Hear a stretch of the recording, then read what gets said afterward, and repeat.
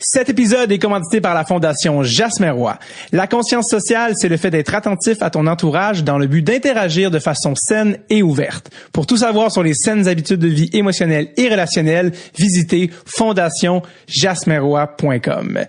Grosse nouvelle de début de saison de Dreadsulté. Pour ceux qui ne savaient pas encore, nous avons maintenant notre propre page Patreon. Oui, Patreon, Patreon, ça s'écrit. Vous aimez Dreadsulté, vous voulez que ça continue d'exister, de recevoir ces petits bonbons le lundi dans vos oreilles, c'est votre chance. Le tout en ayant en retour des goodies, des avantages, comme par exemple avoir les épisodes d'avance. Vous en voulez plus, vous en voulez plus vite. Assister par exemple au party annuel de Dreadsulté, un party annuel secret avec seulement les membres Patreon. Vous pouvez poser directement des questions à l'invité, prendre des photos avec lui. Il y a un encan avec des objets de collection signés par des invités qui sont passés à Dreadsulté. Plein d'affaires vraiment nice. Allez checker notre page Patreon, patreon.com/Dreadsulté. Évidemment, le lien est sur nos médias sociaux, Instagram, Facebook. Check it out. J'en suis pas peu fier de cette page Patreon. Donc, 4e épisode de la saison est déjà. Et d'ailleurs, un épisode que vous êtes en train d'écouter peut-être en exclusivité parce que vous êtes membre Patreon, qui sait, je sais pas. Et donc, j'ai trouvé ça important, moi, qui est en début de saison, très très rapidement, une fille. J'adore les épisodes avec les filles. Je trouve qu'on va tellement ailleurs, ça fait du bien et c'est rafraîchissant, comme dit ma tante Nicole. Et donc, j'adore ça. Et quoi de mieux comme première fan de la saison que la seule agente dans l'univers du hockey au Canada? Au Canada, mademoiselle Émilie Castonguay, qui s'occupe entre autres d'Antoine Roussel, qui s'occupe de Marie-Philippe Poulin et plusieurs autres de travail pour l'agence Momentum. Donc, bref, voilà. Donc, c'est avec une petite voix enrhumée parce que j'ai enregistré ça au printemps, un rhume de printemps. Il y a un rhume pour toutes les saisons, ça j'ai réalisé en fait en vieillissant.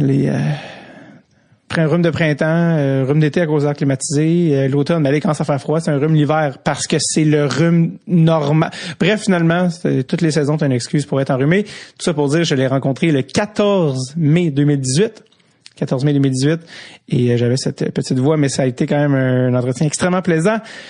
Je vous présente donc mademoiselle Émilie Castonguay.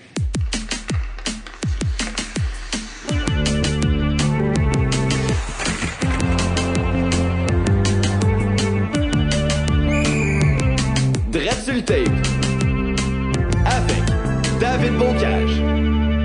J'ai pas beaucoup de voix en ce lundi matin, mais je suis avec Émilie Castonguay. Émilie, ça va bien? Salut, ça va très bien, toi? Oui, merci. Toute timide, toute polie. Ça va changer. Ça va changer, ok, parfait. Bon, j'ai commencé à avoir peur maintenant. Oui, bon, ça, Émilie, pour les gens qui te connaissent pas, puis corrige-moi à tout moment quand je dis des choses qui sont pas vraies, mais t'es la seule agente au Canada en hockey. Est-ce que c'est vrai, ça? Oui, c'est vrai. En fait, je suis la seule agente certifiée par la NHLPA au Canada. Il y en a une autre en Amérique du Nord, mais je pense qu'elle fait plus du marketing. Donc, je l'ai jamais vraiment rencontrée.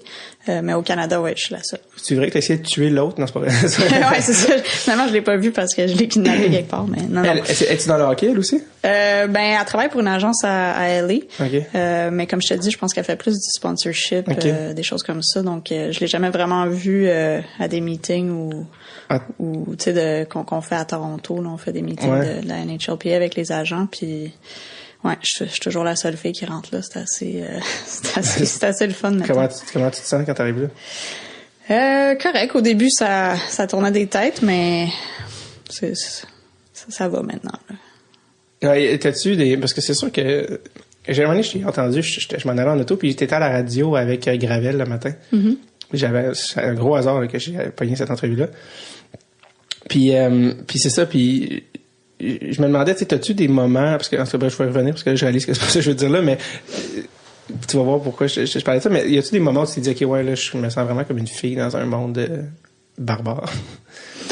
Je vais te dire, mon expérience à moi, c'est que les gars, ils ont vraiment toujours été fins avec moi. Ça se peut qu'ils disent des choses dans mon dos, pis ça, je le sais pas. Ouais, c'est ça. Sauf que, non, j'ai tout le temps eu comme l'attitude où est-ce que je me disais, moi, je vais rentrer là, puis je veux que ce soit eux autres qui se sentent comme intimidés presque. Tu C'est que j'apporte les mêmes choses que eux, mais que en plus j'ai un avantage parce que je suis une fille, je suis une femme, tu sais. Fait que j'ai tout le temps eu cette attitude-là depuis que je suis jeune, tu sais. Je veux dire, quand je jouais au hockey dans le temps, il y avait pas de filles, fait que je m'habillais dans la chambre des arbitres, puis tu sais, j'étais tout le temps la seule fille partout.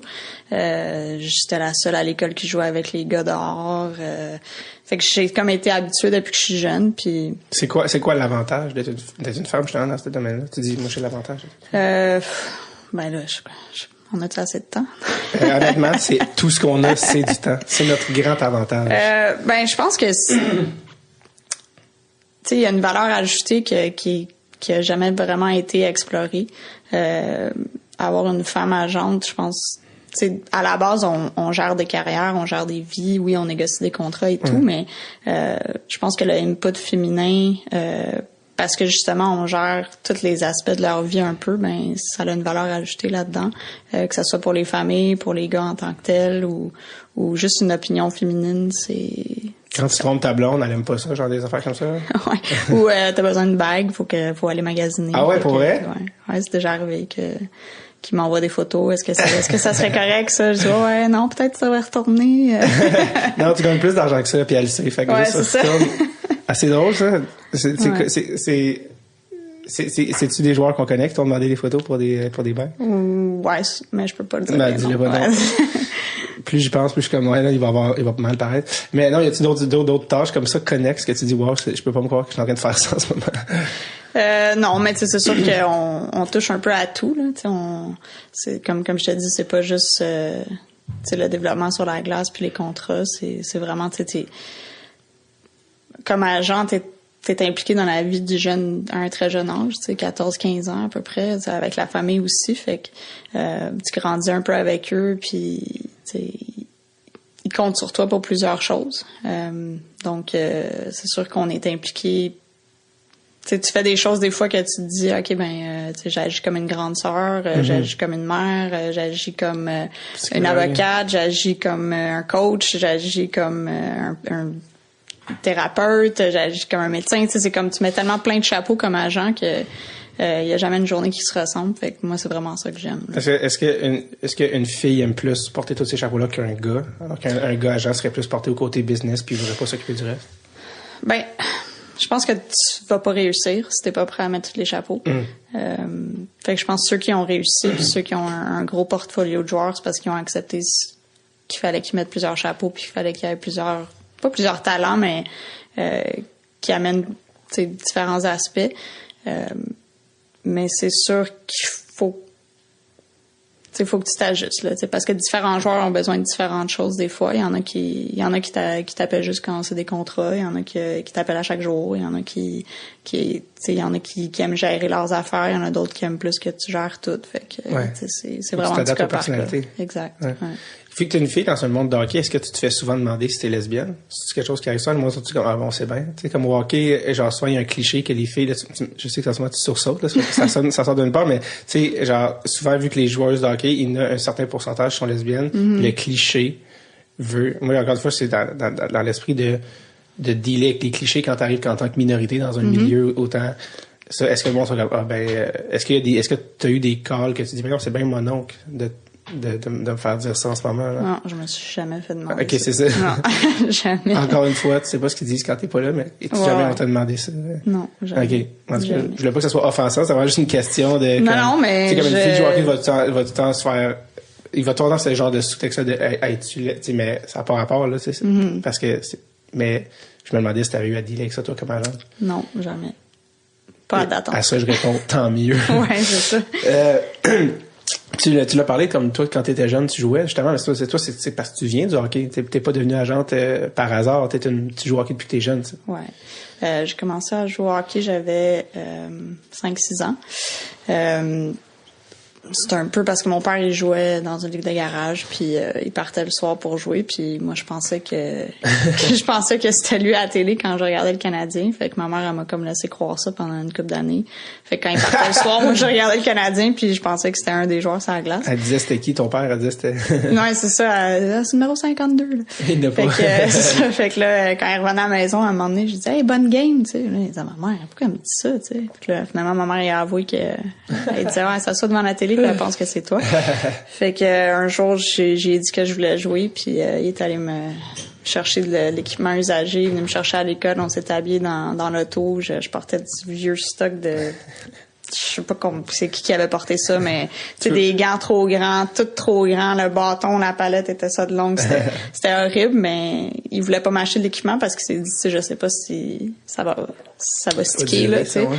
Fait que je t'ai embarqué ça à la glace, puis écoute, c'était ma passion, là, après ce moment-là. Puis après, t'as-tu racheté un équipement qui te faisait? Ouais. la saison d'après. Il m'a laissé finir la saison comme ça, puis ensuite, il m'a acheté mon vrai équipement. Mais c'est ça, j'ai joué au hockey dans le fond toute ma jeunesse, puis j'ai joué ce collégial. Ouais.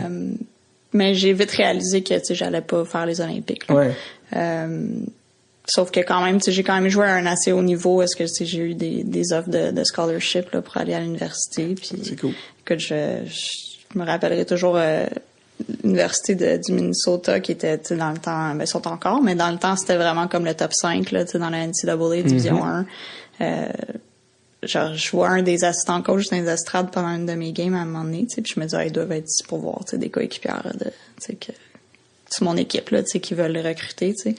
Coach, mon coach vient me voir après, il dit, il était ici pour toi, tu sais. Je dis, OK, tu sais. 2 semaines plus tard, je reçois un appel, on aimerait ça que tu viennes visiter officiellement l'Université du Minnesota, on aimerait ça t'accueillir, tout ça. Puis là, je dis, ben, tu sais, ça coûte cher, l'université aux États-Unis, tu sais. Non, c'est pour une offre complète, une bourse complète, là, de 4 ans, tu sais. Là, j'étais là, OK, vous êtes sûr, vous avez la bonne personne, tu sais. Fait que là, il me paye le vol, j'arrive là, je rentre dans l'hôtel, il y a un jersey avec mon nom, tout ça, là, je me garde la tête, je me dis, OK, tu sais, j'ai dû jouer une bonne game quand ils sont venus, tu sais.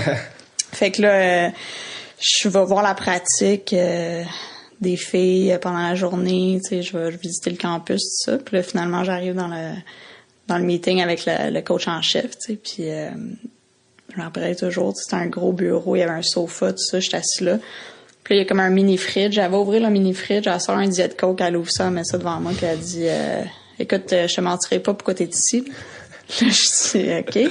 Elle dit on aimerait ça te recruter, en fait, pour 2 choses. Ton leadership, puis la deuxième, c'est pour faire monter la moyenne scolaire de toute l'équipe. Moi, je suis assise là, je suis comme, OK, je comprends tout, là. Puis, elle dit, tu sais, pour gagner des championnats, ça prend pas juste des scores de but, ça prend du monde qui sont des leaders, qui vont rassembler le monde. T'es capitaine de ton équipe, t'as été capitaine partout. Moi, je veux ça ici dans mon équipe. Puis, mais je te mentirai pas, tu toucheras pas à la glace, tu sais. Peut-être des fois, mais tu toucheras pas à la glace, tu vas peut-être jouer 4e ligne, puis ça, c'est si tu prends 15 livres de muscle, puis... OK, comme on va même pas te faire jouer vraiment. Non, mais il voulait m'offrir tout le package, tout ça, juste pour être comme une partie de l'équipe, dans le fond, pour gagner des championnats. Mais vraiment, l'aspect hockey, zéro, là. Zéro, c'est ça. Fait que là, moi, je me suis dit, regarde, merci, je vais décanter ça chez nous, puis... Fais-le mon coke diète. C'est ça, fait que là, je me suis dit, tu sais, c'est une belle offre, mais en même temps, tu sais, j'aimerais ça... Je sais que je vais pas me rendre aux Olympiques, je sais que je vais pas faire ça de ma vie, fait que j'aimerais ça comme profiter de mes 4 dernières années pour jouer un peu, tu sais. Fait que j'essaie d'aller, j'ai eu d'autres offres dans le fond à Buffalo, fait que j'étais allée là-bas jouer 4 ans, puis sauf que tu sais je savais que il fallait que je prépare mon après-carrière en d'autres termes, fait que je me suis vraiment focusée sur mes études puis d'avoir le plus haut GPA que je pouvais pour j'ai étudié en finance là-bas pour que je puisse rentrer en droit ici à l'Université de Montréal après ou à McGill, puis parce que je savais dans le fond que c'est vers ça que je m'enlignais, tu sais, je voulais travailler dans le hockey, puis je savais que parce que c'est vraiment ma passion, puis je savais comme femme, si je voulais travailler dans une équipe, être GM, peu importe, il fallait que j'aille, tu sais, fallait que j'arrive, que je cogne à la porte, que j'avais quelque chose dans les mains, là. Je pouvais pas juste faire comme j'aime le hockey, là, tu sais. Fait que je me suis dit avec un bac en finance plus mon droit, là, j'allais avoir plus de chance. Fait que... Est-ce que tu veux encore faire ça, travailler dans le hockey? Ben, pas comme agent, parce que là, tu travailles dans le hockey, mais comme, parce que tu as nommé GM, est-ce que tu aimerais ça encore? Au début, c'était ça que je voulais faire. Au début, c'était ça. Pour être honnête, c'était ça mon but. Fait que pendant ma 2e année de droit, dans le fond, j'ai rencontré Pierre Gauthier, des Canadiens dans le temps. Qui lui-même a étudié là. Il a pas fait une maîtrise ou quelque chose, là, en sports management? Ouais, en sports management, mais pas en droit, non. Puis dans le fond, c'est ça, je me suis assise avec lui la première fois, puis je lui ai comme expliqué un peu c'est quoi que je voulais faire, puis c'était quoi mes plans. Puis il m'a dit, dans le fond, il dit, tout le monde veut être GM, t'sais. Il dit, c'est juste la réalité, c'est la job de rêve de tout le monde, qui aime le sport. Là. Ouais.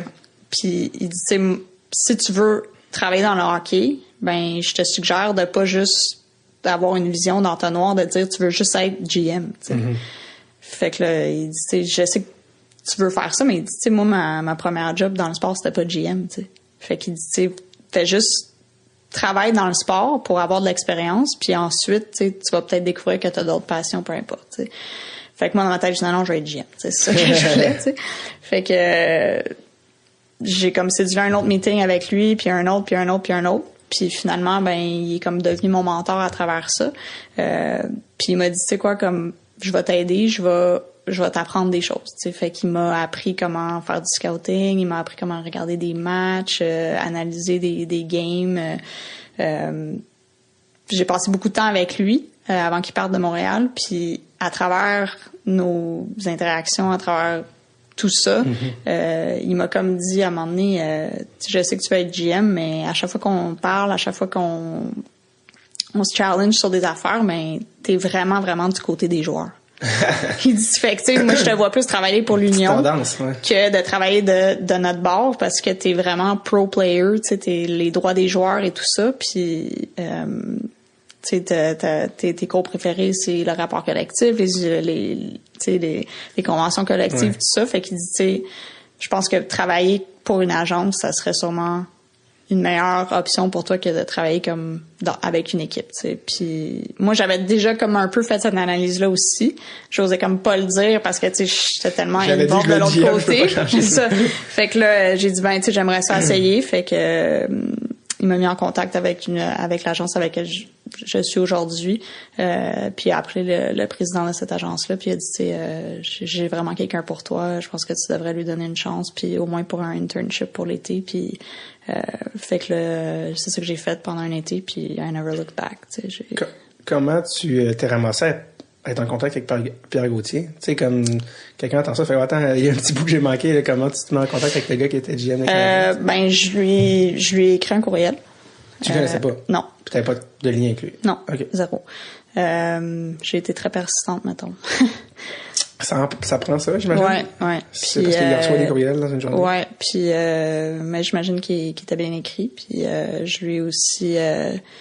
je l'ai rencontré une fois par hasard aussi, là. Puis c'était comme après que je lui ai écrit le courriel que je l'avais rencontré par hasard parce que j'étais allée le voir quand je l'avais rencontré par hasard, puis j'avais eu une petite discussion de 5 minutes avec lui, okay. Puis ensuite je l'ai contacté puis tout ça, puis je pensais pas avoir de retour honnêtement, mais à un moment donné il y a eu comme un rendez-vous de cancellé, puis il était à Montréal parce que tu sais il habite au Vermont, okay. Puis il a pris le temps de m'écrire pour me dire si t'es libre à 3h viens me rencontrer tu sais au Centre Bell, puis ouais. On va parler. Fait que moi, j'ai tout lâché. J'étais dans un cours, j'ai fait « OK, bye! » Puis je suis partie. Fait que... Une chance que t'avais du réseau. Ouais, c'est ça. Chance que je checkais mes messages. Ouais, c'est ça. Chance que t'écoutais J'écoutais fort. Ouais, c'est ça. Fait que tu t'es rendu au Centre Bell, puis tu t'es dit « OK, je suis en train de m'en aller au Centre Bell rencontrer. » Ouais, exact. Puis il y avait une game ce soir-là, puis on était allé prendre un café, puis à un moment donné, il a regardé sa montre, il a dit « Mais là, j'ai la game, moi, là. » Fait que là, j'ai dit « OK, je vais marcher avec toi jusqu'au Centre Bell. » Fait que... Puis à ce moment-là, lui, il était GM à ce moment-là. Ouais, il était GM du Canadien. Il a été GM combien de temps? Comme il me semble, c'était comme pas par intérim ou... Non. C'était après Bob Gainey? Ben, en fait, ouais, je pense, il a été avec le Canadien, je pense, 12 ans. Ouais, avec Bob Gainey, puis tu sais, il y a plein de choses qui sont passées avec Bob Gainey, puis il y avait comme, je pense qu'il était, tu sais, il faisait pas mal la job, là, pendant un petit bout de temps, puis ensuite, quand Bob, il a step down, je pense qu'il était 2-3 ans, je pense. Ah ouais, tant que ça, j'ai pas de... C'est lui qui disait, il parlait de genre en disant monsieur Markov, monsieur. Je pense qu'il faisait ça un peu pour, juste pour... Le show. Non. Ouais, je sais pas, juste pour faire réagir les journalistes. Ah ouais. Là, c'était plus... il se prend beaucoup moins au sérieux qu'on pense. Ah ouais, ok, c'est drôle. Il y avait comme un casting de Monsieur Burns, fait que tout le monde avait comme un peu une image de c'est qui ce gars-là, qu'on n'a jamais entendu parler. Mais il est dans leur depuis vraiment longtemps, puis il a scanté. Ouais, c'est un homme brillant, là. C'est quoi qui t'impressionnait le plus de lui? Je pense le fait qu'il avait jamais joué pro. Puis, tu sais, il a quand même été scout pour les Nordiques, puis... il est vraiment parti de nulle part. C'est un petit gars d'Outremont, là. Tu sais, puis il a tout accompli ça, puis tu sais, il a vraiment une bonne tête de hockey, là. Puis il a pas juste ça, tu sais, il a une bonne tête business aussi, tu sais. Il a été quand même président du Canadien en même temps qu'il était GM. Tu sais, il gérait vraiment tout, puis tu sais, il a quand même, il était à Anaheim aussi, GM à Anaheim, à Ottawa. Ça, c'était avant Montréal, là. Ouais, exact. Ouais. T'es-tu encore en contact avec lui? Oui. Qu'est-ce qu'il fait de bon, ça? Ben, il est directeur du développement à Chicago. Il a gagné 3 Coupes Stanley avec eux. Ah, il était là depuis 2010, donc, ça veut dire? Ouais. OK, donc ça fait longtemps qu'il est parti, ça veut dire? Ouais, 2010. En 2000... Ah, la Nation du temps? Non, en 2012. OK, fait que 2 coupes. Ouais, 2 coupes, excuse. Okay. Ben, c'est 2 plus que nous. Ouais, exact. Ça, puis, tu sais, quand il est parti de Montréal, que Chicago sont venus le chercher tout de suite parce qu'ils savent là, tellement qu'il... C'est quoi, il a été renvoyé, j'imagine, à Montréal? C'est comme ça que ça finit, généralement? Ben, c'est l'année là qu'on a fini dans la cave, qu'on était allé chercher Galchenyuk après. OK, fait que 2012, ouais, c'est ça. Sauf que, tu sais, on avait perdu Markov en début de saison. Oui, c'est ça, c'est l'année où Benjamin est rentré, puis exact. son premier choix, ça a été Galchenyuk.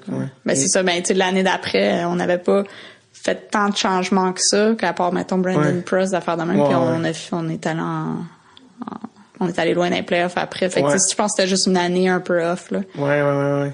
C'était pas... C'est drôle parce que, quoi, 8 ans? On est 2018, 8 ans, non, 6 ans, 2012, on disait, 6 ans plus tard, on se retrouve 3e overall. Cet été avec meilleure affaire. Parce que tu fais ça dans temps plein, là, regarder des joueurs, puis, évaluer des talents. Avec le Canadien qui est 3e, y a-t-il des joueurs que tu te dis, ça, c'est 3e, moi, ça serait mon gars? Y a-t-il des, parce que t'en as vu jouer, j'imagine, là, les Svechnikov et compagnie de ce monde? Ouais. Qu'est-ce que tu penses justement de deux? Je pense que Zadina, ça serait le bon choix. Ouais. Il est très... high on Zadina. Très, très fort, ouais. Puis il y a tout un shot, puis c'est un bon kid.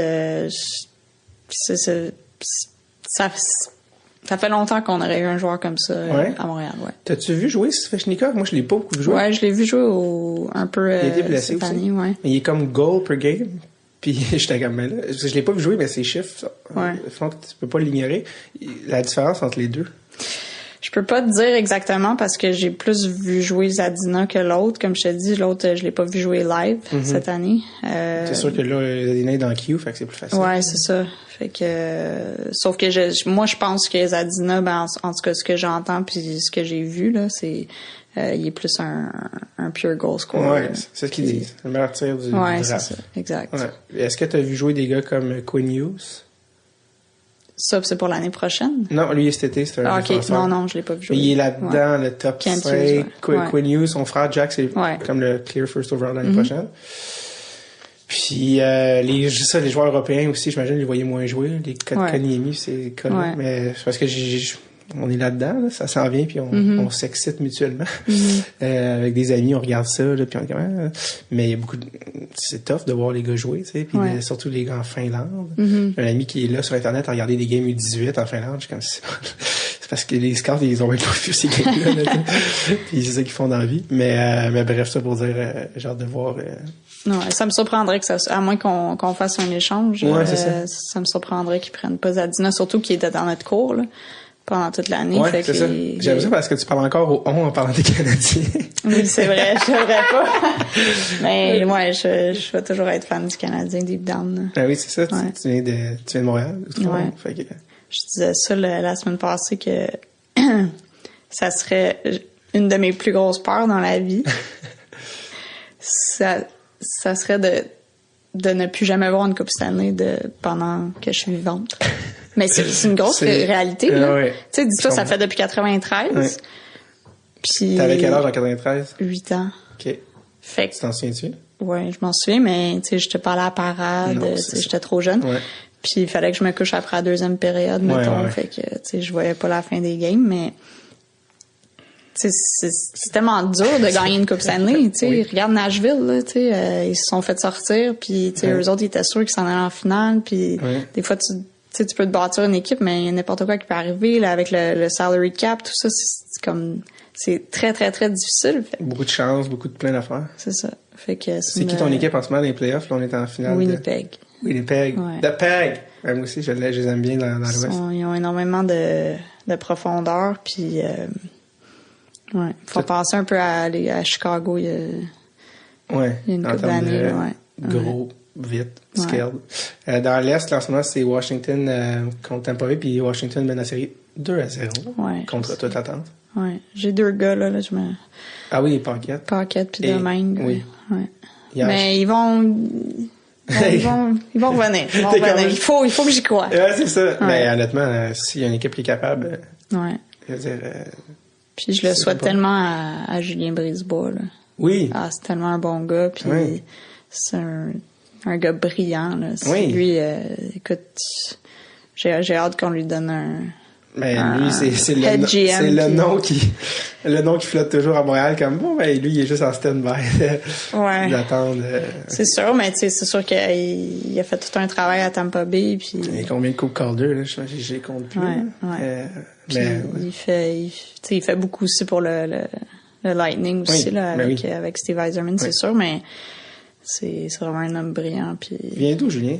Je pense qu'il vient de Montréal. Ah, Montréal, lui, ça serait un gars que ce serait le fun de jaser pendant une heure. Mais lui, il va avoir sa chance tôt ou tard, c'est sûr. Je peux pas croire que... Ben, l'année prochaine. L'année prochaine. Dès que quelqu'un se fait renvoyer, il va voir. C'est sûr qu'il va se faire appeler. Je vais te demander, parce que tu sais, t'as dit que quand t'étais jeune, tu voulais jouer... avant que tu réalises que tu n'allais pas faire l'équipe nationale, mais il y a eu une fois, apparemment, une anecdote où tu dis, OK, je vais annoncer à mes parents mon rêve au restaurant, je vais annoncer à mes parents. À propos de hockey, raconte-moi ça. Quand j'étais jeune, on était au Beauty sur Saint-Laurent, en fait. Arrête de me faire rêver. J'étais avec mes 2 sœurs, puis on est allés là avec mon père, puis je leur ai annoncé ça, que j'allais jouer dans la Ligue nationale, puis... que mes 2 sœurs m'ont ri d'en face. Je m'en souviendrai toujours. Solidaire. Puis, fait que là, je suis sortie, mais tu sais, au Beauty, c'est tout le temps une ligne, tu sais, dehors, là, ça finit plus. Et surtout le dimanche matin. Puis là, j'étais dehors, puis je braillais, puis tu sais, là, j'avais 6-7 ans ou 7-8 ans. Ouais. D'habitude, les filles qui pleurent sur Saint-Laurent, c'est pas à cette heure-là. Puis là, les gens étaient là, ils se sentaient mal pour moi. Là, mon père est sorti, il dit, tu sais, ils veulent juste ton bien, ils font juste rire de toi. Tu sais, je dis, ben, s'ils veulent mon bien, ils vont me supporter, puis... T'avais quel âge? Ça, j'avais 7-8 ans. 7-8 ans, OK. Ouais. Mais tu sais, dans ce temps-là, tu sais pas que c'est juste des gars qui jouent, puis tu sais, je pensais encore que mon père jouait pour le Canadien, là, avec, tu sais, dans ma tête, moi aussi, là, je pouvais, là, tu sais, mon père a travaillé toute la journée, je me suis dit, moi aussi, je serais capable. C'est évident. Fait que c'est ça, fait que tu sais, c'était un letdown. Finalement, il y a une raison, fait que... Ça t'a-tu pris du temps comme accepter ça? Non, ou t'as fait, OK, est-ce que c'est juste... OK, moi, je comprends. Tu comprends? Tu viens-tu avoir assimilé cette information? Je te dirais qu'à 12-13 ans, là, tu fais le lien. Ouais, je suis pas stupide, là. Ouais, c'est ça. Tu commences à jouer avec les gars dehors, puis tu vois que... Ils sont un peu plus forts que toi, puis... Physiquement, c'est ça. C'est un peu comme le concept du Père Noël. Ouais, c'est ça. À un moment donné, il y a comme un déclic, puis...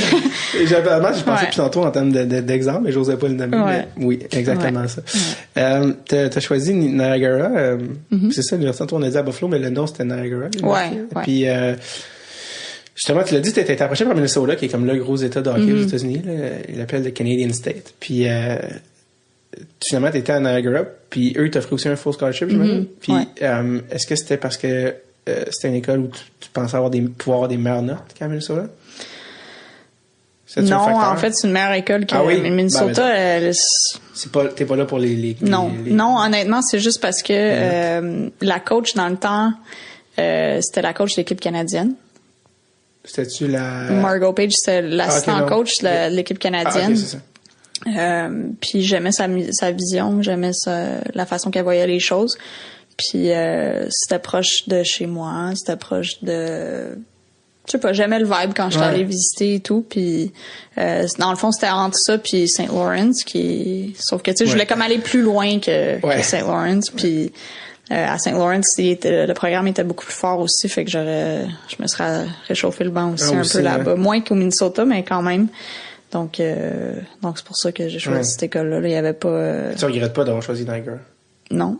Non, pas du tout. T'en gardes des bons souvenirs? Ouais, des bons souvenirs. Tu te dis pas, là, d'aller à Minnesota, non? Non, parce que j'ai pu jouer quand même là-bas, beaucoup plus qu'au Minnesota, puis... C'est quoi ton meilleur souvenir de tes années universitaires? C'est quand même un trip universitaire, tu sais, pendant 4 ans, habiter là-bas, des nouveaux amis, nouveaux cercles sociaux, tout. Ouais. Je te dirais juste d'avoir... Puis tu sais, c'est rien contre les programmes universitaires canadiens, mais pour le hockey féminin, à ce moment-là, c'était vraiment notre chance de vivre une vie de pro. Ouais. Tu sais, c'est comme on arrive là, puis il y avait comme un règlement, je pourrais pas te le sortir là comme ça, mais c'était... Dans le temps que moi j'étais allée, puis je suis sûre que c'était encore comme ça, tout le budget qu'ils mettaient dans les programmes masculins, fallait qu'ils matchent féminins. Quelqu'un m'a dit ça récemment qui est venu au podcast, je pense que c'est encore comme ça. Fait que ça faisait en sorte que, mettons, eux autres, il y avait un programme Division 1 hommes, donc leur chambre était comme une chambre de Ligue nationale avec les hot tubs, puis tout ça, tu sais, les gyms, les salles d'entraînement et tout. Puis là, il fallait qu'ils fassent la même chose pour les filles. Fait que dans l'aréna, t'avais le côté des gars, puis là, l'autre bord, tu sortais, puis tu pouvais pas te dire la différence entre les deux. Ouais. Parce qu'il fallait que ça soit pareil, le même budget alloué.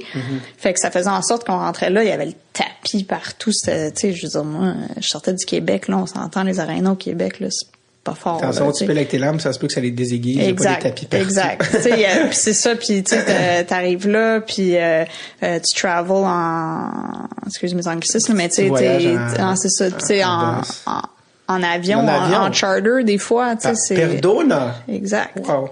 Fait que, il y avait ça, pis tu sais, t'as le campus américain aussi, là, tu sais, t'habites sur le campus a son propre zip code, là, tu sais, c'est comme une petite ville.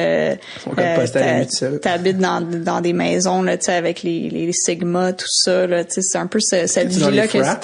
Ben, moi, j'étais pas dedans parce que t'es athlète, fait que c'est comme un différent beat, mais tu sais, t'as toute cette vie-là autour de toi, fait que tu sais, c'est comme quand tu vas dans les films quand t'es jeune, ben, tu sais, c'est ça que j'ai vécu un peu, puis tu perfectionnes ton anglais, tu rencontres des gens partout, qui viennent de partout aux États-Unis, tu sais, fait que j'ai beaucoup d'amis américains, ce qui est le fun aussi. J'ai visité, dans le fond, les pires places en Amérique, mais aussi aussi des belles places, fait que c'est des gens qui disent... C'est quoi les pires places en Amérique? Ben, Buffalo, c'en est une. Ouais, c'est ça que c'est les joueurs de la Ligue nationale, c'est comme un running gag. Exact. Ils ont un bon fanbase, par exemple. Je suis devenue grosse fan des Sabres quand je suis là. Avec en plus un petit first overall pick cet été, puis David. Ouais, justement, j'ai texté Botterill, le nouveau GM, parce qu'il mérite, il a tellement fait une bonne job à Pittsburgh et tout, mais tu sais, là-bas, là, c'est les fans, là, c'est pas parce que, tu sais, c'est pas des comment je pourrais dire, tu sais, à Montréal, il y a beaucoup, ou à Toronto, il y a beaucoup, tu sais, oui, c'est sold out tout le temps, mais il y a beaucoup de loges corporatives, il y a beaucoup de, là-bas, c'est des fans. Ouais. C'est pas des compagnies qui ont les billets, c'est vraiment des fans finis. Pas des fans à cravate, là, comme non, c'est ça. Puis dans le temps, tu sais, on avait je sais pas dire mais ils avaient une équipe, tu sais, comme Pomainville, Drury. Ben, 2006. Derek Roy, tout ça, tu sais, c'était une équipe, Miller, tout ça, Vanek, tu sais, il avait fait le offer sheet et tout. Il avait fait le work avec Edmonton. Ouais. Il était en finale de l'Est, là, contre, c'était-tu Ottawa qui s'est sorti? 2006 ou 7, en tout cas, il y avait une énorme équipe. Après ça, il tombait à UFA, genre Brière. Après ça, t'as pas nommé Brière en plus. Brière puis Drury tombaient à UFA. Mais ça, c'était toi, t'étais à Buffalo dans ces années-là. Ouais, exact. Donc là, c'était comme buzzing. Puis j'avais un ami qui était local, dans le fond, qui allait à l'université là. Puis lui, mais il habitait à Buffalo. Fait qu'il habitait hors du campus, mais ses parents avaient des billets de saison, fait que on s'entendait bien. Fait que là, il m'amenait tout le temps. On s'entendait bien, puis on faisait des road trips, on allait voir jouer Crosby à Pittsburgh, tu sais, des affaires comme ça. Fait que cool. J'ai rencontré des bonnes personnes. Puis c'était quoi la différence entre une équipe, genre la vibe dans une équipe de hockey féminine universitaire versus masculine? Je sais pas, j'ai jamais été ça. Non, mais dans le sens que tu dois t'en douter, parce que maintenant tu gères des gars, tu sais. Ouais. Ben, je pense que des filles, c'est sûr que c'est un peu plus... Super, je vois que tu choisis tes mots carefully. Non, mais c'est pas j'essaie de penser... les gars, des fois, ils prennent les choses un peu moins personnelles, je pense, dans la chambre, tu sais. Ou, tu rentres dans la chambre, tu vois le tableau des lignes, puis tu te dis, OK, c'est une décision hockey, tu sais. Tandis que les filles, là, ça fait, OK, je comprends pas, je veux des explications. C'est personnel. C'est ça. Fait que ça... Puis plus que la saison avance... tu sais, au début, tout le monde s'aime, mais après ça, quand les lignes commencent à se former, puis il y a du monde qui commence à se faire bencher, ça devient... C'est plus difficile, il y a plus de clics. Ouais, c'est ça. Ou plus de... Je sais pas, plus de rancune, plus de... Je sais pas, faut vraiment que tu établisses un bel esprit d'équipe entre filles parce que ça peut dégénérer assez vite. Maintenant. Ouais. Est-ce que tu l'as expérimenté? Ouais. Surtout quand tu commences à perdre puis que, tu sais, Sauf qu'en même temps, je pense que c'est comme ça aussi avec les gars un peu. Ouais. Mais c'est vraiment important, le coaching staff, le leadership group, là, faut vraiment qu'ils établissent. Ça solide. Ouais, exact. Dès le début jusqu'à la fin. Est-ce que toi-même, comme joueuse, tu dis, ouais, moi-même, j'étais comme ça? Genre, moi-même, j'étais comme, Colin, pourquoi que je suis rendu là? Ou, tu sais ce que je veux dire? Est-ce que toi-même, tu te dis, ouais, j'imagine qu'inconsciemment, tu dis, non, moi, je fais pas, mais tu sais, est-ce que tu fais, moi-même, je me surprends à réfléchir sur ça, puis dire, ouais, j'avoue, j'étais peut-être un peu émotif par rapport à ça, ou non? Ouais. Ben, je sais pas, moi, j'ai été capitaine même à l'université. Ah ouais, okay. Mais je pense que la raison pourquoi j'ai été capable de faire la part des choses, parce qu'au début, j'ai vraiment accepté mon rôle. Puis je pense que c'est ça que les filles, des fois, ils ont de la misère à dire. Ils se disent, OK, je suis à la troisième, mais moi, je pense que je devrais être sur le power play, c'est la première, tu sais. Ouais. Fait que moi, je me suis juste dit, comme je me suis fait dire, premièrement, dans le meeting, tu vas jouer ça à 3, puis si tu joues ça à 1, c'est parce qu'il y a 4 blessés. Ouais. OK, c'est bon. Mais je me suis dit, OK, puis j'ai accepté ça. Puis là, je me suis dit, j'ai d'autres forces, puis je vais avoir une valeur ajoutée de ce côté-là.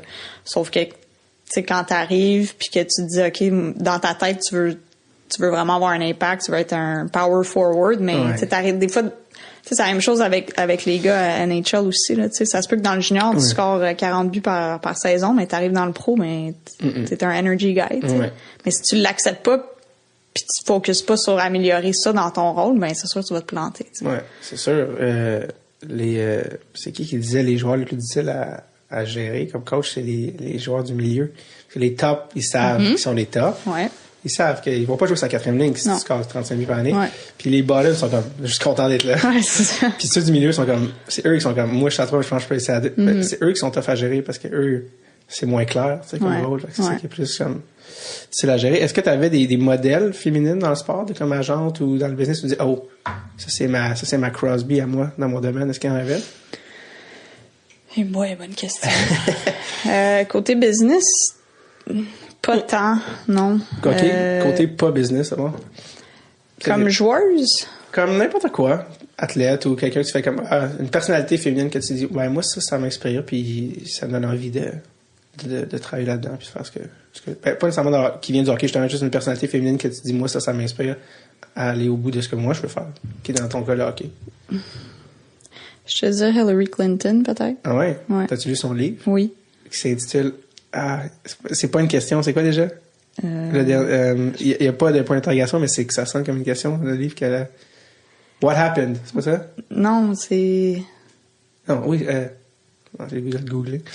Mais peu importe, ça fait une couple d'années là, que je l'ai lu, mais... Ah, ok, mais c'est pas celui qui est sorti. Non, ça se peut qu'elle vienne en sortir un autre, mais celui d'avant.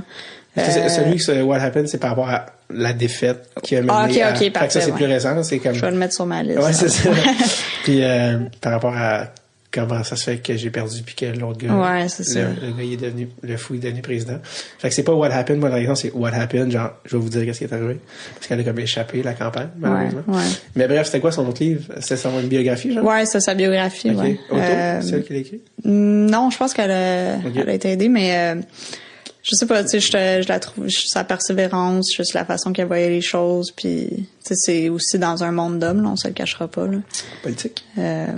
Puis c'est ça, j'étais pas mal déçue là quand elle a perdu l'élection, mais... C'est pareil que la femme du président fasse comme une couple d'années plus tard, ben moi, je pourrais être président. Ben, je pense que c'était son... Depuis le début. Ouais. Parce que... En toi puis moi, je pense pas elle aurait toffé certaines affaires si elle avait pas commencé. Ouais, c'est ça. Ouais. Je sais pas de quoi tu parles. Non, c'est ça, tu sais. Elle s'est dit, take it for the team. Là, ouais, c'est ça. Ouais, c'est ça. c'est ce que je veux dire. Qu'est-ce que je te demandais? Ah oui, c'est ça, parce qu'il faut quand même que j'arrive à une affaire vraiment importante, c'est-à-dire, parce que toi, oui, tu travailles sur ça en ce moment pour Momentum Hockey.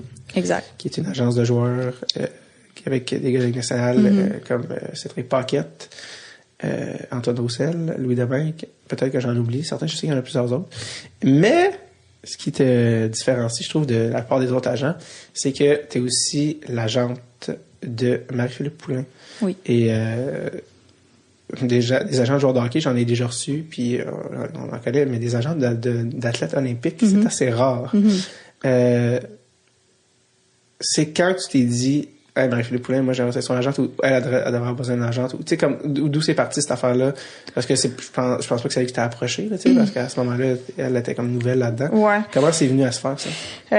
En fait, c'est ça, je travaillais pour Momentum, faire ce que je fais en ce moment, dans le fond. Puis, je pense que c'est en 2015, Marie-Philippe, dans le fond, est allée à l'université à Boston.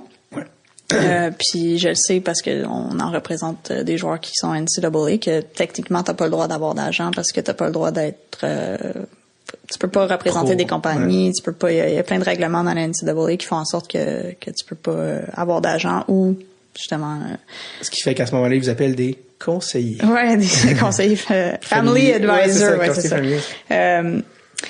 Donc c'est ça, puis dans le fond elle avait fait ce qu'elle avait fait en 2010, elle avait fait ce qu'elle avait fait en 2014. Elle venait de gagner 2 médailles d'or. Puis je l'avais rencontrée moi un peu après 2010 dans un événement, dans le fond juste une fois je l'avais rencontrée, mais on un rave. Non, c'était pas un rave. C'était au Tokyo. C'est ça. C'est quoi le Tokyo? Je sais même pas c'est quoi. C'est un bar Saint-Laurent. Je pense qu'il est fermé maintenant. C'est proche du Beauties? Non, okay. Non, pas du tout. Non, c'est plus proche de Prince Arthur. Ah ouais, et là, tu dis, ça me revient. Oui, je suis déjà allé là il y a tout ça pour... Ouais, c'est ça. C'est ça, donc je l'avais juste rencontré brièvement, mais genre on avait des amis en commun. Puis, tu sais, ouais, le monde du hockey. Tu sais, on s'entend que, tu sais, Marie-Philippe, je sais pas si tu l'as déjà vu jouer en personne, pas juste à la télé. Pas live, non, mais c'est incroyable ce qu'elle peut faire. Je veux dire, je ne pense pas qu'on va voir une joueuse comme ça pour très, très, très longtemps. Tu considères comme c'est un talent générationnel. Exact. C'est pour ça qu'ils disent que c'est la, entre guillemets, Crosby féminine. Que c'est la meilleure joueuse au monde. Exact. Puis moi, je savais ça parce que je l'avais déjà vu jouer. Puis aussi, juste à cause de tout ce qu'elle avait fait aux Olympiques. Puis je trouvais ça dommage un peu que, justement, en même temps, tu vas à l'école puis tu veux avoir une éducation puis c'est correct. Mais je dis tout le temps, en joke, tu t'as scoré ces 2 buts-là gratuits. Mais quel mot d'agente! J'entends les signes d'argent derrière tes paroles. Non, mais tu sais, dans le sens qu'elle aurait...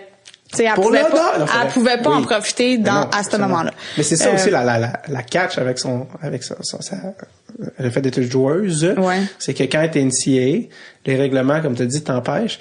Puis elle a fini l'université en 2015.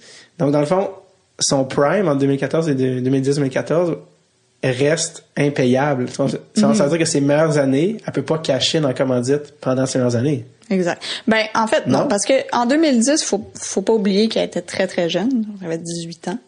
OK. Fait qu'elle était pas encore... Puis, tu sais, la finale, je veux dire, elle était quand même recrue, là, sur l'équipe, puis elle a scoré les 2 buts, mais, tu sais, elle avait joué peut-être 10 minutes dans la game, là.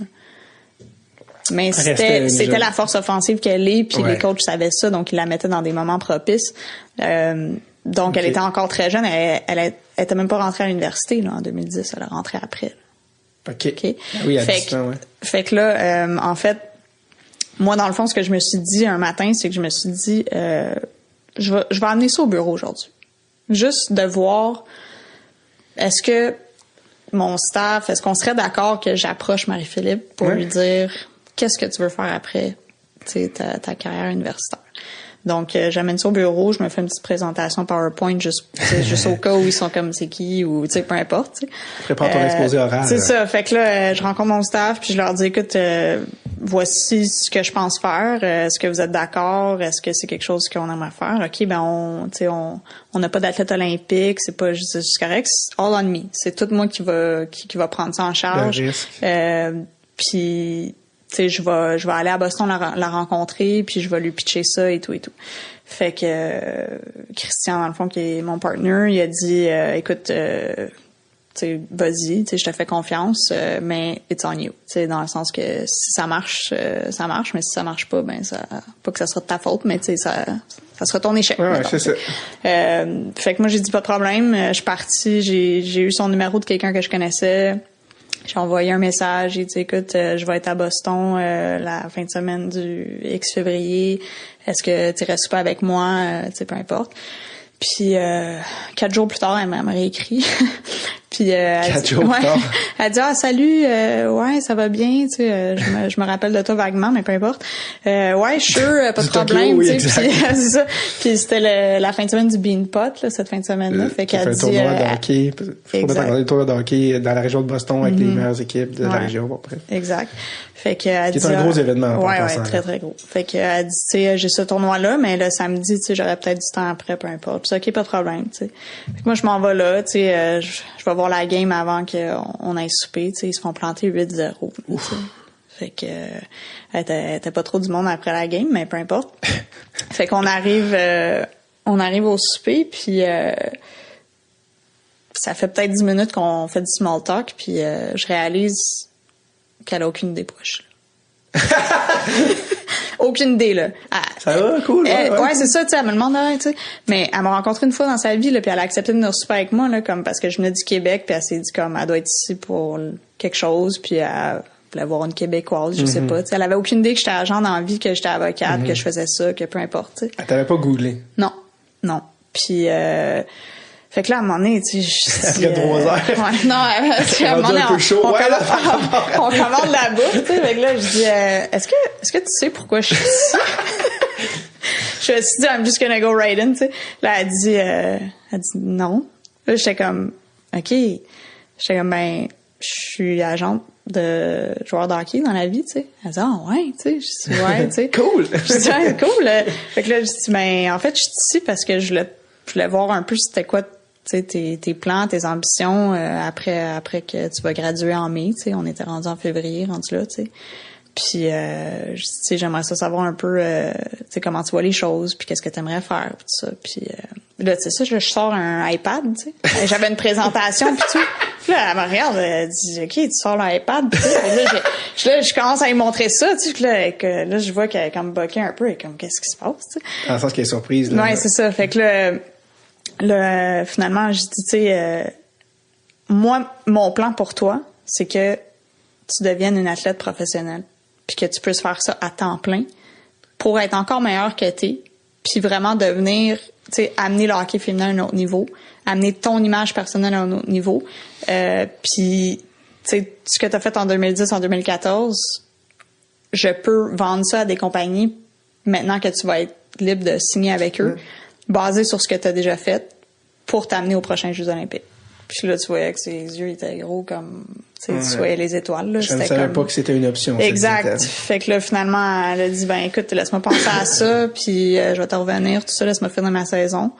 Puis je pense qu'un mois plus tard, j'ai reçu un appel de la famille, du frère. En fait, là, il était les 3 sur la ligne, sans Marie-Philippe, en fait, c'était les parents et le frère, puis il voulait parler du contrat, il voulait checker toutes les clauses. Tu sais, je voyais que son frère était vraiment comme protecteur de elle. Puis il dit, il y a d'autres agents qui nous ont appelés, on veut vraiment prendre la bonne décision, tout ça. Fait que, tout le monde dit ça, mais c'est pas vrai. Ouais, c'est ça. fait que c'est ça. Est-ce un avocat, son frère, ou y a-tu Non, il travaille pour Hockey Canada, en fait. J'avais rêvé que tu me dises, non, en fait, il est menuisier, mais il était vraiment protecteur, parce qu'en Québec, qu'est-ce que t'es malade. Non, protecteur de sa sœur, ouais. Fait que c'est ça. Fait que finalement, on a embarqué sur cette aventure-là, je pense en mai 2015, puis écoute, ça va tellement bien pour elle. Excuse. Elle a signé avec plusieurs compagnies. Il y en a une couple, là, tu peux en nommer, il y en a 9, je pense. Ouais, peut-être plus que ça rendu là, mais sur Nike, Gatorade, Canadian Tire, RBC, Bauer. Est-ce que tu peux avoir trop de commanditaires? C'est une chose? Je pense, oui, c'est sûr. C'est sûr que tu peux en avoir trop. Mais je pense que la façon qu'on l'a fait avec elle, c'est qu'on a vraiment visé des compagnies qui rejoignaient ses valeurs à elle. Puis on essaie de, comme, pas diluer son image côté, tu sais, que ça soit médias sociaux, que ça soit des annonces télé. C'est sûr que là, pendant les jeux, ça a été beaucoup parce que là, toutes les compagnies avec qui elle était l'ont utilisée, tu sais, dans le sens de son image et tout. Fait qu'il y a eu beaucoup de pubs qui sont sortis sur elle pendant les jeux. Mais sinon, tu sais, elle fait vraiment une bonne job de rester authentique puis de rester, tu sais, elle-même à travers tout ça parce que c'est sûr que si t'es tout le temps, à chaque fois que t'es sur les médias sociaux, c'est pour faire une pub, ben, c'est un peu les gens, ils commencent à dire, OK, c'est-tu toi ou c'est qui écrit ça ou ça. C'est agressant comme Exact. fan. Exact. Ouais. Comment tu construis une image de marque? Parce que c'est ça que tu fais avec un athlète marque. Parce que là, juste avant que tu répondes à ta question, c'est parce qu'en fait, la différence entre un joueur là, professionnel et un athlète olympique, c'est qu'un joueur professionnel a un contrat, donc il est payé pour jouer au hockey. Exact. Et il y a des opportunités d'avoir des commanditaires en plus. Mais c'est un bonus. C'est du gravy. Exact. Alors qu'un athlète olympique, c'est exactement l'inverse. Elle a aucun... Bon, là, je sais que les Canadiennes, la Ligue des filles ont commencé à payer, et ce, modestement. On peut encore dire aucun. C'est ça, c'est un prix des participations. Et ils peuvent pas gagner leur vie avec ça. À l'inverse, les commanditaires peuvent leur permettre, comme c'est le cas dans Marie-Philippe, même si je sais que c'est un cas extrêmement rare, là, Marie-Philippe. Il n'y a pas 8 Marie-Philippe sur Terre. Mais au contraire, là, les commanditaires deviennent leur revenu principal qui leur permet de gagner leur vie avec ça. Donc, dans le fond, toi, ta job, c'est de faire une image de marque le plus impeccable, ou en tout cas le plus approprié possible pour vendre son nom. Fait que comment tu construis une image de marque? Comment tu construis Marie-Philippe Poulin, the brand? Ben, j'ai tellement été chanceuse avec elle parce que c'est comme, elle était déjà, j'avais pas à bâtir ça parce que c'était déjà l'enfant chéri du Québec, tu sais. Et même plus. Ouais. Puis elle a tellement une belle personnalité, elle est humble, tu sais, elle est bilingue, tu sais, elle a le wholesome image. C'est comme tu dis, un peu comme le Crosby, tu sais. La perfection. C'est ça. Fait que tu sais, les compagnies, ils veulent s'associer à ça parce que, tu sais, c'est une très belle image. Ouais. Elle a vraiment une belle image que j'ai jamais eu vraiment à... T'as pas à tricher. Tout ce que j'ai dit à Marie-Philippe, c'est soit toi-même, puis le monde, ça va se coller.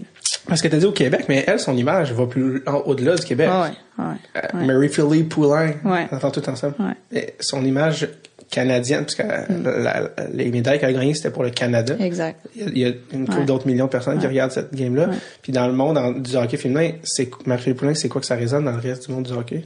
En dehors du Québec. Bon, mais c'est sûr qu'au Canada, c'est partout. Moi, je devrais recevoir au moins 50 courriels par semaine pour Marie-Philippe. De la part de? Plein des fans, des organismes, des gens qui font des événements, qui veulent la voir parce que justement elle représente comme pour le hockey féminin, c'est la top ambassadrice au Canada. Tu sais, toutes les petites filles veulent être Marie-Philippe. Tu sais, fait que tu sais, la belle chose aussi, c'est que je peux la leverager au Canada parce qu'elle représente l'équipe canadienne, mais aussi au Québec à cause qu'elle vient de la Beauce, puis tu sais, comme on vient de signer avec Olimel un deal de 5 ans, tu sais. Maple Leaf aussi était dans le mix, mais... On parle de charcuterie, là. Oui, de charcuterie. Mais quand, dans le fond, on arrive pour choisir, mais on se dit, on va donner l'avantage au Québec parce que, tu sais, ça fait mieux avec son image. Mais j'ai été capable de faire ça pour dire, on va aller avec Olimel à cause de ses valeurs puis à cause de tout ça, mais à cause que j'ai aussi Canadian Tire puis j'ai tout ça déjà dans le Canada anglais. Fait que, il faut vraiment que je fasse les deux. C'est comme si c'était deux différents marchés. Puis ça fait en sorte que je peux en avoir plus. Ben oui, puis un donne du leverage pour l'autre. Exact. Eux, ils nous offrent tant. Tu fais monter les enchères aussi avec ça. Puis souvent, les compagnies, ils veulent des athlètes qui sont bilingues. Oui. Parce que certaines compagnies canadiennes essaient d'avoir je dirais, une empreinte plus forte au Québec. Puis pour ça, ils ont besoin des ambassadeurs qui vont comme, tu sais, aider le territoire québécois. Ouais. Donc, tu sais, pour les compagnies canadiennes comme Canadian Tire qui ont dit, OK, ben, Marie-Philippe, on l'envoie, tu sais, le programme Jumpstart qui est bon départ. Oui. Dans le fond, on peut l'envoyer partout au Québec parce qu'elle parle français, mais là, on peut l'amener dans le Canada anglais aussi parce qu'elle parle super bien anglais. Fait que, tu sais, il y a eu plusieurs, ce que j'appelle des matchs made in heaven avec elle. Puis, écoute, je suis tellement contente pour elle. Je veux dire, elle fait bien. Elle fait extrêmement bien. Combien de joueuses au monde gagnent leur vie avec le hockey seulement? Joueuses? Oui, joueuses. Moins que 5. moins que 5 au monde. Une couple d'Américaines, j'ose croire. Hillary Knight, dans ces filles-là. Je veux dire, je parle pas pour elle, là, mais je me dis qu'il serait capable, qu'il serait capable. Estimons. Donc, et Marie-Philippe fait partie de ces filles-là. Ouais. Marie-Philippe fait ça à temps plein. Ouais, elle s'entraîne, elle mange, elle dort, puis elle joue au hockey. Ouais. Mais... et tous tes engagements. Je disais pas ça pour banaliser, je disais ça dans le sens qu'elle peut se consacrer à ce qu'elle veut faire. Ouais. Ça, c'est le seul... Parce que les gens, ils disent, OK, mais c'est une athlète professionnelle, mais là, comme je te dis, le joueur de hockey, il a pas besoin de faire d'aller à des affaires, donner des conférences, puis d'aller faire des photoshoots, puis des affaires comme ça, tu sais, ben. À quoi ça ressemble une semaine typique de Marie-Philippe? Ben, c'est l'entraînement à temps plein, tu sais, 2 heures par jour dans le gym, 1 heure sur la glace, traitement, physio, tout ça. Ensuite, je te dirais qu'elle a à peu près 4 à 5 événements par semaine, facile, là. Des fois, c'est juste 1 heure par jour. Des fois, c'est des entrevues téléphoniques. Des fois, c'est 2 jours de shooting. Des fois, c'est des tournois de golf. Des fois, des affaires comme ça. Mais il n'y a pas une semaine qui se ressemble dans son cas. Mais c'est de la job.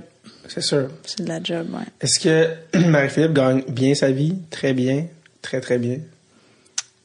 Est-ce que, disons que très bien, c'est 100 000. Non, dans le sens que, tu sais, comme, puis je dis pas ça parce que je sais, c'est touché comme question parce que je comprends que tu veux jamais dire des chiffres, puis au Québec, l'argent, c'est un gros tabou. Quelqu'un qui fait de l'argent, ça te dérange. Mais dans le sens que je trouve que c'est cool de donner, espoir et modèle aux filles, aux jeunes filles qui écoutent, qui disent, hey, ça peut être moi, cette personne-là, je peux, moi aussi, je peux jouer pour l'équipe canadienne puis avoir des commanditaires puis faire ça puis vivre ça avant de le marché du travail que tu veux faire après. C'est nice de savoir que tu peux faire ça, tu sais. Fait à quel point tu tout ce que je veux dire, c'est si tu travailles fort comme Marie-Philippe puis si tu t'engages le bon agent puis si tu t'as tourné ça en plug. Ouais, c'est ça. Puis si t'as le talent pour, t'es capable de bien gagner ta vie puis faire ça longtemps puis t'en mettre de côté. Ouais. Oui, c'est ça le but là. C'est que quand on va s'acheter une maison, puisse pas non plus être stressé. Surtout quand t'as eu cette opportunité-là. Je sais que le Canada donne l'argent à certains Olympiens, ça se peut-tu? Le gouvernement. Le gouvernement, ouais. C'est un système, en fait, de carding qu'on appelle, là. C'est, les athlètes qui sont dans les programmes nationaux, ils reçoivent des sommes d'argent par mois, dans le fond, pour leur entraînement, puis, c'est pas, c'est rien d'extravagant, mais ça les aide ça les supporte, ouais. Cool. Bon, ouais. Mais c'est pas assez pour... C'est ça, tu peux pas ça serait pas assez pour vivre... mettons... C'est quoi? C'était pas un 50 000? C'est qui qui m'a dit? C'était pas... J'ai reçu quelqu'un ici, j'ai pas assez de mémoire, là. Je sais pas c'était qui. C'était Daniel Sauvageau. En tout cas, bref, mais c'est pas assez pour vivre une année. Non, c'est pas 50. Non, c'est pas 50 000. Bon. Parce que ça, les gens vivent... Il y a des gens qui font 50 000 par année. Mais, bon, parfait. Donc, c'est pas assez pour vivre. C'est ça ma question. Quand t'es arrivé chez Momentum, au début, c'était en stage, puis après ça, Christian t'a engagé. Puis après ton embauche, il a comme fait exprès de te mettre dans des situations pour te tester, où il te laissait tout seul. Donne-moi donc des exemples de situations qui te laissaient puis il disait bon ben arrange-toi là-dedans. Ben c'est surtout quand on allait, mettons, que ça soit dans des games juniors ou dans des tournois, dans des événements comme des Top Prospect Games, des Subway Series, des affaires comme ça. Parce que lui, évidemment, tu sais, il connaît tout le monde, tous les scouts, toutes les GM, toutes les, tu sais, le monde junior, en fait, là, c'est quelque chose qui s'apprend. Puis au début, je savais rien. Fait que moi, dans le fond, il m'amenait à l'aréna, il me présentait une personne, il disait ça c'est le GM de Chicoutimi. Puis après ça, ben il partait. Il faisait le ninja. Il faisait exprès. Ouais, c'est sûr. Ouais, parce qu'il voulait que pas juste à l'élever, il voulait. C'est ça. Fait que là, ça me forçait à avoir une conversation avec la personne avec qui j'étais parce que là, on était juste les deux là, puis c'est ça. Fait que là, dans le fond, c'est parce qu'il voulait que je m'adapte le plus vite possible, mais je pense que c'est aussi dans son cas, il s'est dit, ok, moi là, je suis comme gars, je me dis, ok, il y a une fille qui arrive ici. On est 3, on parle. Dans ma tête, je me dis peut-être qu'est-ce qu'elle sait elle, qu'est-ce qu'elle vient faire ici. Fait que moi, il dit, je vais la laisser tout seul. Comme ça, le gars, il aura pas le choix d'y parler. Puis là, il va réaliser vite qu'elle sait de quoi qu'elle parle. Fait que je pense que c'était plus ça qu'il disait. Puis à un moment donné, là, il revenait peut-être 15 minutes plus tard. Puis il dit, à chaque fois que tu repartais après, le gars, il me regardait, il disait, hey, elle connaît son hockey, ta fille? Tu sais, fait que c'était comme un peu... ma fille! C'est ça, c'était plus comme une stratégie de dire comme, tu sais, je veux qu'elle prenne sa place, puis qu'elle puisse parler de hockey avec ces gars-là, puis qu'il réalise vite que tu sais, elle est pas juste là comme ça. Pour par magie. Est-ce que tu te fais beaucoup cruiser? Tu sais, c'est sûr que tout le monde... Je donne pas l'opportunité. Non. Non. C'est pas la vibe. Non, pas du tout. Non, pas du tout. Moi, j'arrive, je parle business, puis... je comprends, mais moi, c'est même pas de ton côté, c'est plus les gars qui eux, arrivent avec... Ils arrivent, sont comme, qui ont une idée en tête, puis ça, t'es comme, même si t'es pas réceptive. Ouais. Est-ce que des fois, tu fais comme, ça t'est arrivé où t'as trouvé ça lourd, ou non? Non, ça, j'ai jamais arrivé. Bon. Okay, jamais. Carrément. Ouais. T'as pas à l'inventer, c'est je veux dire, c'est jamais arrivé. Je veux dire, c'est jamais aller plus loin que, mettons, s'il commence, je shut down tout de suite. T'étais une shutdown défenseur, c'était pas ça? Non, t'étais attaquant? Allié gauche. Ah, ok, bon. Ouais. Ça aurait fait du sens, mais pas une métaphore valable. Ouais. Next. Un autre aspect qui m'intéresse du fait que t'es agente, c'est que, contrairement à Christian, je sais pas, parce que je connais pas tes aspirations familiales, mais ça se peut que tu veuilles avoir des enfants. Mm-hmm. Est-ce que tu veux avoir des enfants? Je dis ça, mais je dis pas. Pas rendu là encore. Ouais, c'est une question un peu qui semble intense, mais c'est juste dans le sens que c'est sûr que ça t'est passé par la tête dans un contexte où genre des enfants, prends un congé de maternité. Ouais. Dans le contexte de ta job, comment t'envisagerais ça? La beauté avec notre agence, c'est que, tu sais, on est 5 agents sur le terrain, qui représentent les joueurs officiellement. Puis on est vraiment comme on a un système qui est plus, on recrute un joueur, on le représente pas mal en équipe. Mm-hmm. Donc, OK, c'est pas un agent. Non, c'est ça. Comme Antoine, on s'en occupe tout. Fait que c'est, tu sais, moi, je m'occupe de ses contrats, je m'occupe de certaines affaires. Christian, il va aller à Dallas passer du temps avec lui. Moi, ça se peut que j'aille à Dallas passer du temps avec lui. Fait que on peut un peu comme se retirer, revenir et tout ça. Fait que ça serait comme dans n'importe quelle autre compagnie, comme si je travaillais dans une firme d'avocats où est-ce que je me dirais, OK, pendant un X nombre de mois, je serai pas là, puis c'est juste comme ça que ça fonctionne. Mais les autres peuvent prendre le relais pendant ce temps-là. Tu te vois, c'est possible que tu partes un an et que tu reviennes, c'est ça que je veux dire? Ouais, je partirais pas un an, par exemple. Tu partirais pas un an? Non, parce que c'est ma business, puis tu sais, c'est quand t'es en business, t'as un... Implication. C'est ça, tu sais, pas maintenant, peut-être un plus tard, mais pour l'instant, c'est comme, un an, ça serait beaucoup. Là, t'es-tu partner dans la Momentum? Non. Okay. Non, mais je suis quand même très impliquée, au développement de tout ça, donc. Puis, je vais te demander quelque chose, je viens juste d'oublier. Vous avez un lien spécial avec les joueurs québécois aussi. Parce que vous représentez beaucoup de Québécois, ou en tout cas francophones, avec Antoine Roussel, mais le domaine, c'est avec Christian qui est québécois, c'est pour ça? Si tu fais spécialement au Québec? C'est parce qu'on a eu du bon recrutement au Québec. C'est sûr qu'on est au Québec, en Ontario. En Ontario, c'est un peu plus difficile à lever, juste à cause du nombre de joueurs, puis aussi, il y a un agent à chaque coin de rue, là. C'est ça. La compétition est très féroce là-bas. Mais on a été chanceux au Québec. On a un bon système ici. On a Olivier Fortier qui est agent avec nous, qui a joué pour le Canadien de Montréal. C'est ça.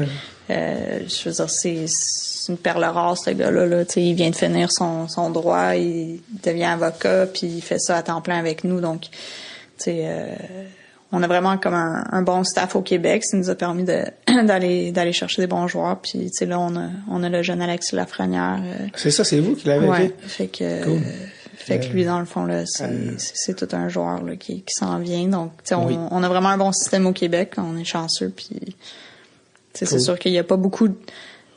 Il y a moins de joueurs qui sortent du Québec ces temps-ci dans la Ligue nationale, mais notre but, c'est ceux qui sortent, mais on veut les avoir. Ouais. Par rapport au fait qu'il y a moins de Québécois qui sortent de la Ligue nationale, j'ai été en Suède rencontrer le président de la Fédération de hockey suédoise qui ont comme tout remanié leur modèle. Puis ils nous expliquaient en long et en large comment ils étaient dans la même situation que le Québec en 2000, puis ils ont comme tout revampé leur truc. je vais juste dire que si vous voulez savoir comment écouter la mission Forsberg disponible sur notre site. OK, ça c'est juste une plug complètement shameless, mais en terminant, parce qu'on approche l'heure, je viens de me rappeler ce que je te demandais tantôt, c'est par rapport à quand on parlait d'avoir des enfants. Est-ce que tu es beaucoup sur la route? Est-ce que toi, t'es basé à Montréal? Je suis basée à Montréal et Toronto, dans le fond. Et Toronto. Ouais. T'as-tu un pied à terre à Toronto? J'ai pas un pied à terre, mais oui, là, c'est pas j'ai pas comme une maison là-bas, là, ouais. Mais on a comme un système on loue une place là-bas. Ouais, c'est ça. Fait que je suis sur la route, je te dirais la moitié du mois, facile. Ouais. Fait que je suis beaucoup sur la route. Ouais. Donc, si t'as une famille, quelque chose, c'est un fait. T'es pas là une bonne partie de ça. Ouais. T'es inquiète, hein? T'es inquiète pour... Non, j'ai des questions. C'est parce qu'en fait, j'ai le même mode de vie. Mais okay, c'est juste que je te demande comment faire. Non, c'est ça. Non, mais c'est une question parce que tu sais, parce que c'est drôle, parce que c'est une discussion que j'avais avec des collègues humoristes, gars et filles. Puis c'est ça en fait, c'est qu'on est sur la route. Puis les filles sont comme moi, mais moi à un moment donné, non. Moi à un moment donné, non. Moi à un moment donné, je vais arrêter. Puis alors qu'un gars, c'est pas la même affaire, tu sais, il peut continuer à whatever, faire la route puis revenir, puis je reviens dans tout ça, mais c'est pas la réalité. Puis je me demande si toi, c'est une préoccupation pour toi, c'est juste ça. Mais je veux pas te mettre dans la bouche des, tu sais, peut-être t'en veux pas d'enfant, puis ça n'a pas rapport. Non, c'est ça. Écoute, je sais pas. 34. Ah, c'est ça. Ouais. Puis les filles, l'aspect horloge biologique aussi, que les gars ont pas, tu sais, que c'est comme moi, un gars a des filles. Mais regarde, je vais te dire, si j'ai des enfants un jour, je m'arrangerai pour avoir une bonne nanny, je sais pas. Écoute, c'est vraiment je les pas amènerai sur la route avec moi. Ouais, c'est ça l'avantage d'un bébé, tu peux l'amener. Non, c'était pas pour soulever ou forcer des concerns, c'était juste une interrogation que j'avais pour vrai. Je comprends. Comme pour une raison que si une autre fille agente se dit, moi je veux une famille, mais je veux être agente, faut qu'elle sache d'avance dans quoi ça embarque. Ouais. Non, absolument. Puis faut que tu fasses des choix puis des sacrifices, mais c'est les femmes dans le monde des affaires, je veux dire. En général. C'est ça. En général, c'est pas juste le métier d'agent là, qui fait ça. Deux dernières questions. Avant-dernière question, qu'est-ce que les jeunes, tu sais, il y a beaucoup de jeunes, je vais être agent, tu sais, mais sachant pas trop qu'est-ce que ça implique, qu'est-ce que les jeunes qui veulent être agents devraient savoir sur c'est quoi vraiment être agent avant de s'embarquer? C'est quoi, tu comprends ce que je veux dire, tu sais? On reçoit beaucoup de demandes pour des courriels, là, genre à peu près 400 par année. Ça, c'est juste votre firme. Ouais, qui envoie des CV, je veux travailler comme agent, j'aimerais faire un stage, peu importe. Ouais. Puis ils arrivent avec des belles choses, je veux dire des études, tu sais, des affaires comme ça. Mais là, tu te dis, OK, il est où ton portfolio de joueurs? Puis c'est ça que ça prend, c'est ça que les jeunes ils comprennent pas, c'est OK, mais c'est comme si moi j'avais un gâteau là. Ouais. Puis là tu me demandes de te donner un morceau. Mais t'en amènes pas. Ouais, c'est ça. Fait que c'est comme tu veux être agent, ben amène-moi ta clientèle ou amène-moi ta liste au moins. De qui tu veux. C'est ça. Tu sais, puis où tu vas voir combien de games par année. C'est qui ta liste des 2004 qui sont nés en 2004, tu vas dire, ouais. Tu sais, mais je veux être agent, je veux représenter des joueurs. OK, tu veux représenter les joueurs que je représente déjà? Ben, il y a déjà quelqu'un. Ouais. Fait que faut que tu m'en amènes. As-tu le côté entrepreneurial que ça prend? C'est ça. Ou est-ce que t'es prêt à aller à chaque soir regarder des games des 13-14 ans puis de me ramener des listes puis 13-14 ans. Mais c'est ça, tu sais, faut que t'aies une valeur ajoutée puis il faut que tu connaisses toutes les ligues, il faut que tu connaisses les joueurs, il faut que t'aies l'œil, il faut que t'amènes du revenu. Ouais. Parce que sinon, moi, je te paye pour un revenu que moi, j'ai amené. Ouais. Ça marche pas. Fait que, tu sais, c'est vraiment ça que je dirais aux jeunes qui veulent être vraiment agents, là. C'est, puis je comprends que tu peux pas, tu sais, c'est comme la poule ou l'œuf, là, tu peux pas devenir agent. Si t'as pas de joueur. Mais tu peux pas, tu sais, si t'es pas agent, tu peux pas avoir de joueurs. Exact. Si t'as pas de joueurs, tu peux pas être agent. Fait que, mais en même temps, c'est de juste bâtir comme un certain know-how. Ouais. Ou de dire comme, tu sais, à un moment donné, je me suis fait envoyer par un jeune. Il m'a envoyé son CV, mais en même temps, il a envoyé toute sa liste de scouting qu'il avait fait cette année-là pour dire qui sont les top 2002, 2003 qui viseraient. Là, je disais, OK, lui, il est déjà... Un step ahead. C'est ça, parce que il va aller voir les games, il connaît les joueurs. Puis, tu sais, Puis là, je pourrais peut-être lui dire, OK, pendant un été ou pendant une année, tu vas faire ça, tu vas voir des games, je veux voir si ton œil est bon. Envoie-moi tes listes, mais les gens qui arrivent avec rien, je veux dire, tu peux pas être pas de pensée magique dans le monde des agents. C'est ça. C'est qui ton premier joueur? C'est qui ton 2014? C'est pas vrai, mais c'est qui ton premier joueur qui t'a fait, lui, Christian, ça serait, faut qu'on le prenne, lui, là. Ben, en fait, la façon qu'on fonctionne, nous, c'est que Olivier Fortier fait tout le scouting. OK. Donc, mettons au Québec, il fait le scouting. OK. Puis, on fait ce qu'on appelle des listes qu'on fait en short list après. Puis ensuite, on va les voir jouer chacun de nous pour raccourcir la liste. Puis ensuite, on débat sur qui on devrait approcher dans cette short list-là. Right. Donc, tout se fait en communauté. OK. Donc, c'est difficile. Ça marche pas même partout. Non. Pas d'irrigation, là, c'est une question. Ouais. Ça marche pas comme ça partout, non. OK. Non, parce qu'il y a d'autres firmes qui travaillent plus comme chaque agent va chercher leurs joueurs puis sont au bat pour ces joueurs-là.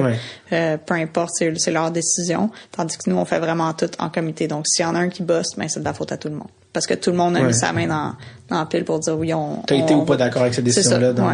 Ouais. Puis c'est tough, ça me fascine, mais c'est parce que vous êtes pas l'agence à Pat Brisson, LA, blablabla.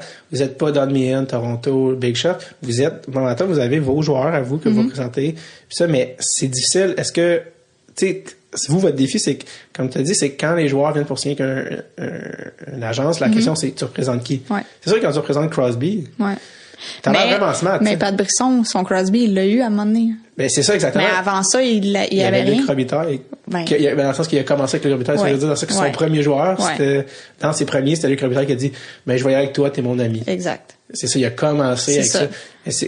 Comment tu commences avec ça? Dans ça, vous êtes dans le processus. C'est extrêmement difficile, mais à un moment donné, tu sais, pas pour faire un jeu de mots, mais tu pognes un momentum qui fait en sorte que là, t'as des joueurs, puis tu sais, ça, c'est sûr que ça en prend un first overall ou à tout, tu sais, mais il y a des agents qui ont bien fait leur vie, qui n'ont jamais eu de first overall non plus, là.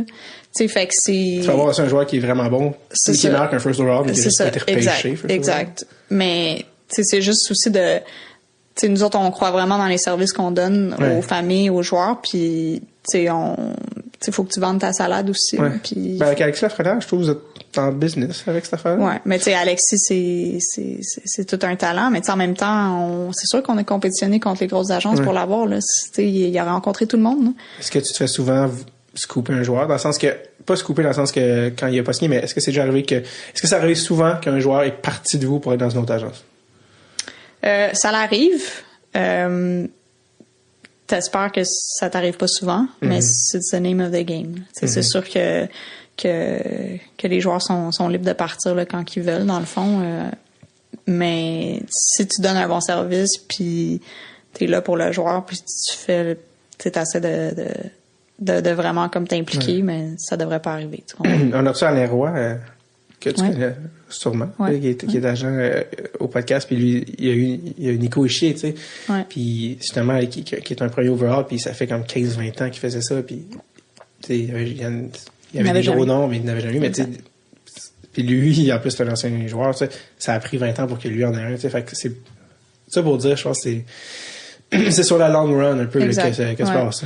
Ça, c'est l'autre chose que les jeunes doivent comprendre aussi, c'est que tu recrutes à 14-15 ans, mais le joueur fera pas d'argent avant 22 ans.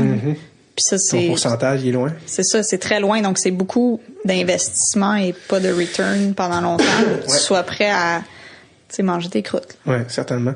Dernière question. J'ai commencé en disant que tu étais la seule fille au Canada.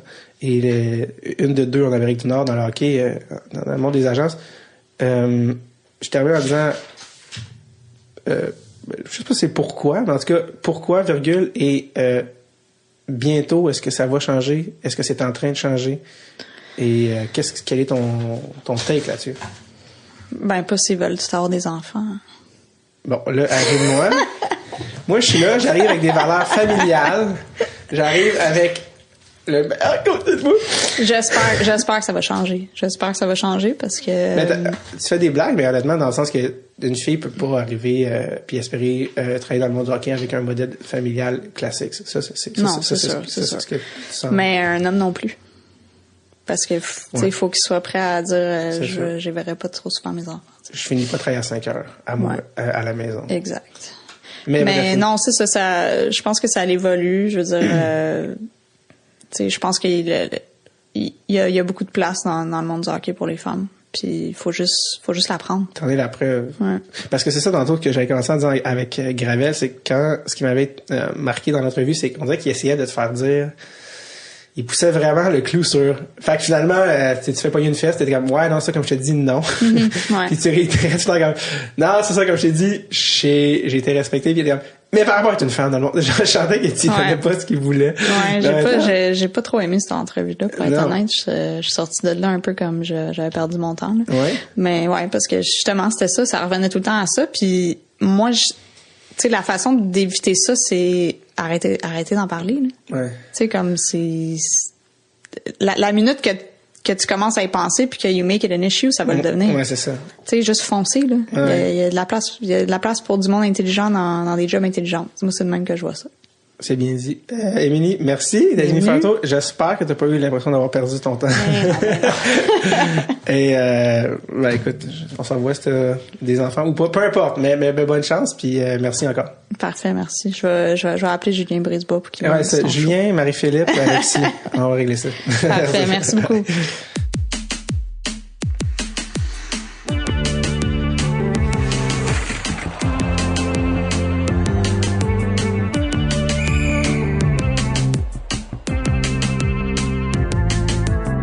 Merci beaucoup à Émilie Castonguay d'être passée au podcast. Oui, on continue de travailler sur ces dossiers très intéressants. Bon, vous aurez compris qu'on s'est rencontrés bien avant que Julien Brisebois ne devienne le nouveau directeur général du Lightning de Tampa Bay et succède à Steve Yzerman. C'est pas grave, on continue. Évidemment, on continue de surveiller ça pour Marie-Philippe Poulin et Alexis Lafrenière. On est sur le dossier. D'ailleurs, Alexis Lafrenière, allez le voir jouer pendant qu'on a la chance. Il est encore ici, il joue encore au Québec dans la Ligue d'hockey junior majeur du Québec. C'est un top espoir de 2020. Allez le voir jouer quand il passe dans votre coin, jouer contre votre équipe locale junior majeur. Lui, il joue pour l'Océanique de Rimouski. C'est un phénomène. Allez voir ça. Sinon, allez voir notre page Patreon, bien sûr, patreon.com/dreadsultape. Sinon, on se dit à la semaine prochaine. OK, merci. Bye bye. Salut. Hey, Suzanne!